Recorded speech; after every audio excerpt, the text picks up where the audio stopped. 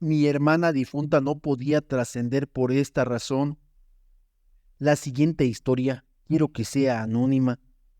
Nunca creí en los fantasmas.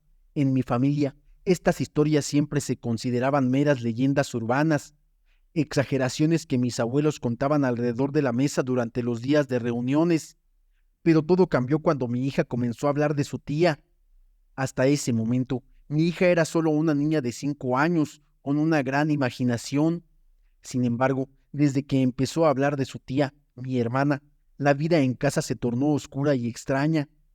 Mi hermana había fallecido 5 años atrás en un accidente y nunca llegamos a entender del todo. Las circunstancias de ello eran confusas y llenas de rumores. Un deslizamiento de tierra, un automóvil que se resbaló por un camino angosto, un mal día que se convirtió en una tragedia.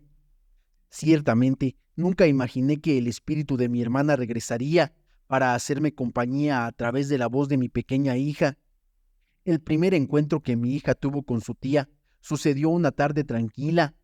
Estábamos en el comedor preparando la cena. Mientras yo sacaba unos trastes, mi hija se quedó mirando por la ventana, con una sonrisa en su rostro. «Mamá, mira», dijo señalando hacia el jardín. «Esa señora me dice que soy muy bonita». Cuando volteé a mirar, sentí unos nervios en mi estómago. Ahí entre mis plantas podía ver una figura borrosa. Pensé que mis ojos me estaban engañando, que la mezcla de las luces del atardecer y algunas hojas en el viento estaban haciendo verme figuras raras. Pero mi hija no se movía, seguía observando a la figura con mucha inocencia. «Hija, ¿quién es esa señora?», pregunté, pero mi voz sonaba un poco más temblorosa de lo que deseaba. «Es mi tía», respondió con mucha tranquilidad. «Me dice que quiere jugar». Mi estómago se hundió.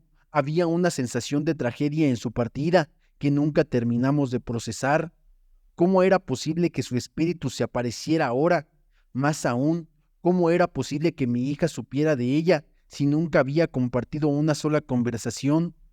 La situación escaló rápidamente cuando mi hija comenzó a referirse a mi hermana en situaciones ordinarias. A veces la llamaba mientras jugaba, o decía que su tía le había enseñado a dibujar ciertos objetos, o le había contado historias. A medida que pasaban los días, los relatos se volvieron más vívidos y aterradores.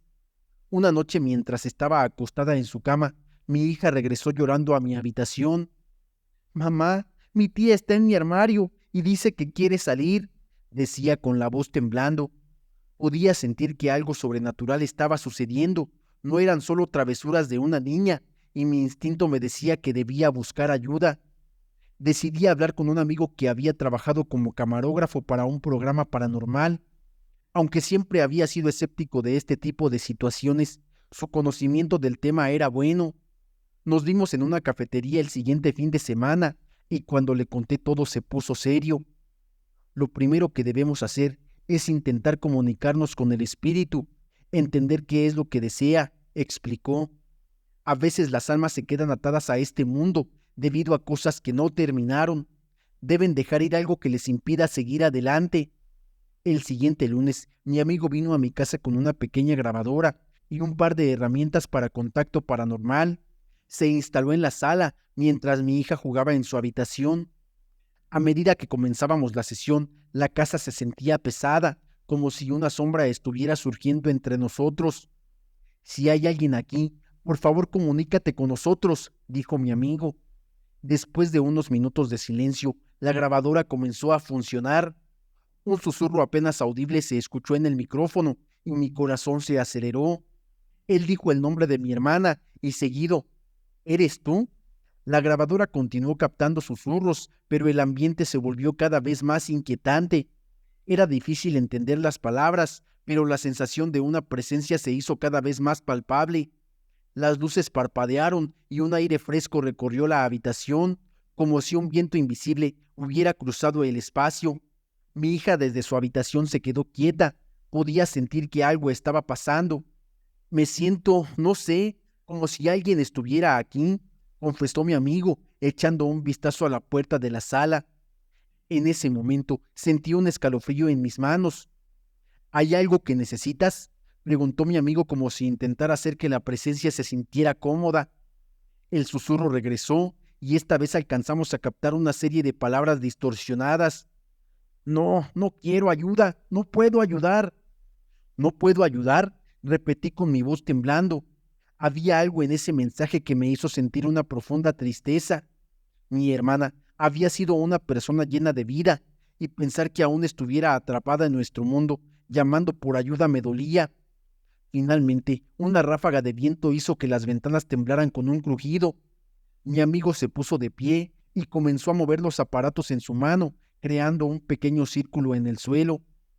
Debemos hacer un ritual de liberación, dijo con voz firme. Si ella está aquí, necesitamos ayudarla a encontrar la paz. Siguiendo las instrucciones de mi amigo, encendimos una vela blanca en el centro del círculo y comenzamos a repetir palabras de liberación que él había aprendido a lo largo de su experiencia. La energía se tornó aún más densa.